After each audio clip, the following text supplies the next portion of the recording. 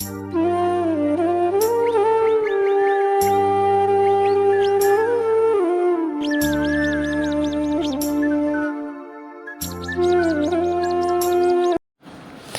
Morning, কেমন আছো সবাই?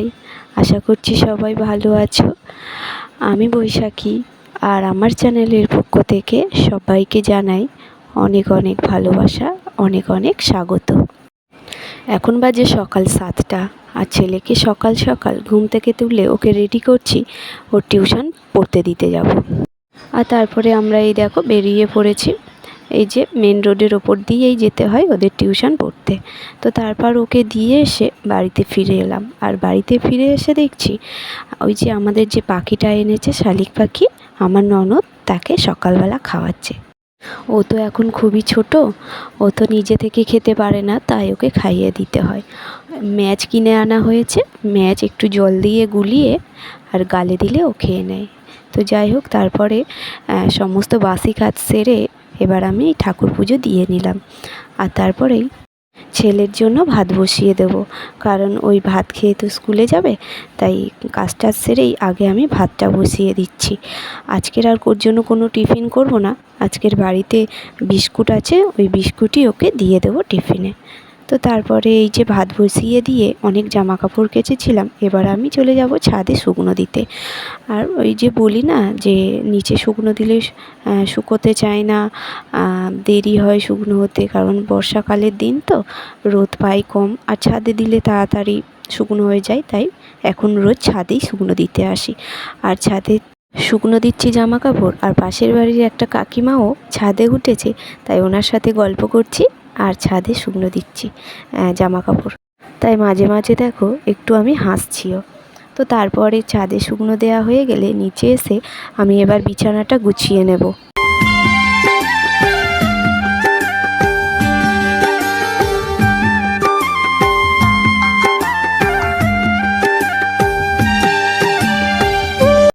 ব্লগের প্রথমে যে ফুলটা দেখালাম ওটা আমাদের বাড়িরই ফুল। আমার হাজবেন্ড ও যেখানে কাজ করে সেখান থেকে ওই ফুলের চারা গাছ এনেছে, ওর সাথে আরও অনেক ফুলের চারা গাছ এনেছে। অন্যান্য ব্লগেও যে সমস্ত ফুলগুলো দেখায় সমস্ত কিন্তু ওগুলো আমাদের নিজেদেরই ফুল। ও একটু ওই সমস্ত বেশি পছন্দ করে, এই ফুল গাছ, তারপরে ওই প্রাণী পশু পাখি মাছ, এই সমস্ত একটু বেশিই পছন্দ করে। তো যাই হোক, পছন্দ করলে আর কি করা যাবে, ওকে তো আর আটকাতে পারবো না, ও ওর মতোই থাকুক।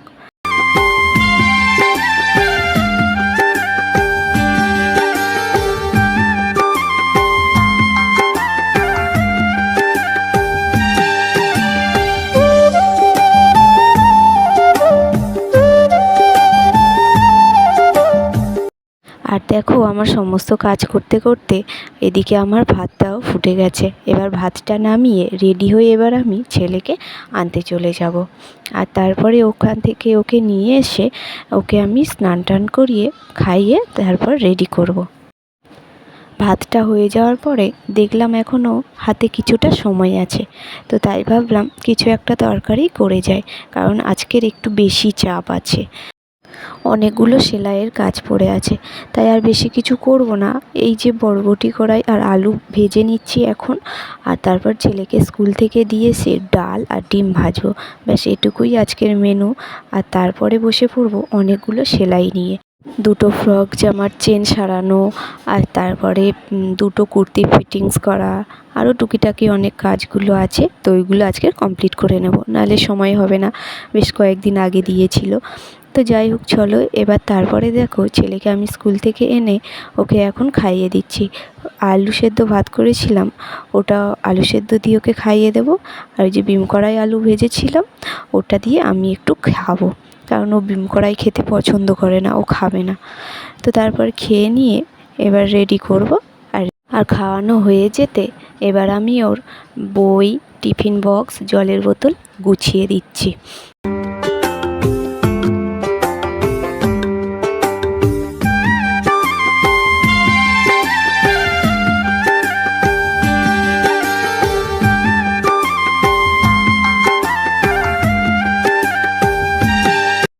আর তারপর তারপরে দেখো ছেলে আর আমি দুজনেই রেডি হয়ে গেছি, এবারে যাব স্কুলে। তো ওকে স্কুল থেকে তাড়াতাড়ি দিয়ে চলে আসবো, আজকের আর একটু স্কুলে দাঁড়াবো না, নয়তো অন্যান্য দিন স্কুলে গিয়ে বন্ধুদের সাথে দু একটা কথা বলে তবে আসি।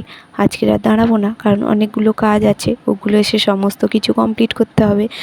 যে যা যা রান্না বাসন পড়বে সেগুলো মাজতে হবে, তারপরে আবার ছেলেকে আনতে যেতে হবে, তো অনেকটাই কাজ। তো আর কোথাও আমাকে দেরি করলে হবে না, তাই তাড়াতাড়ি ওকে দিয়ে এসে এখন বাড়িতে আমি সেলাই এসে বসে পড়েছি।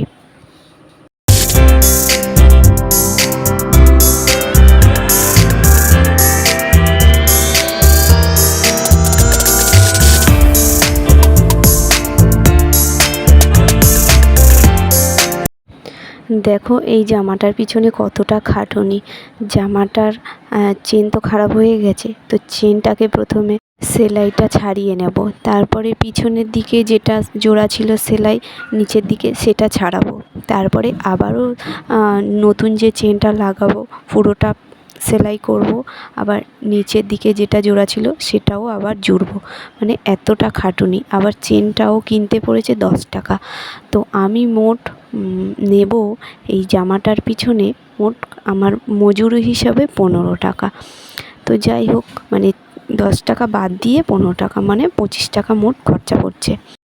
কোনো দোকানে হলে এগুলো কিন্তু আর একটু চার্জ বেশি নিত, কারণ তাদের একটা দোকানের মধ্যে থেকে ভাড়াই বলো বা নিজেদেরই যাই বলো, সেটা হচ্ছে তাদের শুধুমাত্র ইনকামের পথ। তো তারা তো একটু বেশি নেবেই, আর আমরা যেহেতু গৃহবধূ হাউসওয়াইফ, তো আমাদের এগুলো হচ্ছে এক্সট্রা কাজ, সমস্ত কাজ করে ছেলে সামলে এগুলো এক্সট্রা কাজ। তো আমরা যত কম নেব তবেই আমাদের কাছে বেশি আসবে, না হলে কেউই আসবে না আমাদের কাছে। তো সেই ভেবেই একটু কম নেওয়া হয়। আর তারপরে দেখো আমার জামা দুটোর চেন লাগানো হয়ে গেছে। এইবারে নিচের দিকটা যে সেলাইটা ছাড়ানো হয়েছিল সেটা এবার সেলাই করে দিলেই ব্যাস আমাদের রেডি হয়ে যাবে, পুরো কাজটা কমপ্লিট হয়ে যাবে। আর এইভাবেই আমি আরও একটা কুর্তিও করে নেব, আর তারপরে দেখাচ্ছি কেমন হয়েছে। আর দেখে কিন্তু তোমরা বলবে, অবশ্যই কমেন্টও করবে, হ্যাঁ, কেমন হয়েছে। তো যাই হোক, চলো এবার দেখো।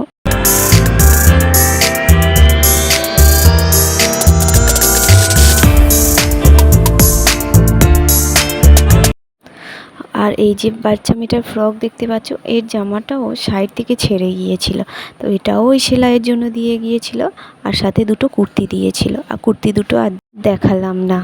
আর তারপরে দেখো সমস্ত সেলাইয়ের কাজগুলো হয়ে যেতে এবার আমি বাসনগুলো নিয়ে ঘাটে চলে এসেছি। ওইগুলো মেজে ধুয়ে পরিষ্কার করে রেখে রেডি হয়ে ছেলেকে আবার আনতে চলে যাব। আর বাসন মাজা হয়ে যেতে দেখলাম হাতে এখনও অল্প সময় আছে, তো তাই ভাবলাম একটু ভিডিও এডিটিং করে নিই। যেহেতু হাতে সময় আছে তাই ভিডিও এডিটিং করে তারপরে ছেলেকে আনতে চলে গিয়েছিলাম। আর তারপরে এই দেখো ছেলেকে নিয়ে এখন বাড়ি ফিরছি। হালকা বৃষ্টি হচ্ছে, তাই ছেলেকে রেনকোটটা পরিয়ে স্কুল থেকেই বের হয়েছিলাম। আর তারপর বাড়ি ফিরে এসে ছেলে আর আমি দুজনে একসাথে খেয়ে নিয়েছিলাম, আর তারপর ছেলেকে তো ঘুম পাড়িয়ে দিয়েছিলাম। আর তারপরে বিকালে ঘুম থেকে উঠে ওকে রেডি করে ওর পিসির কাছে পড়তে বসিয়ে দিয়েছি, আর আমি চলে এসেছি আমার টিউশন পড়াতে। আর তারপর পড়িয়ে বাড়ি ফিরে ছেলেকে আবার টিউশন পড়তে বসাবো। আর তারপর বাড়ি ফিরে এসে ছেলেকে টিউশন পড়তে বসিয়ে দিয়েছি। ওর পড়ার হাতের কাজ আছে, তো সেই কাজগুলো এখনও করছে। আর তারপরে আমি দেখি রাতের খাবার করব। তো আজ এই পর্যন্তই ব্লগটা শেষ করছি, দেখা হবে আবার পরবর্তী ব্লগে। ততক্ষণে সবাই ভালো এবং সুস্থ থেকো আর সাবধানে থেকো, আর সবাই একটু আমাকে প্লিজ সাপোর্ট করো, কারণ তোমাদের সাপোর্টেরই তো খুবই প্রয়োজন। তো চলো আজ এই পর্যন্তই ব্লগটা শেষ করছি। Tata, good night.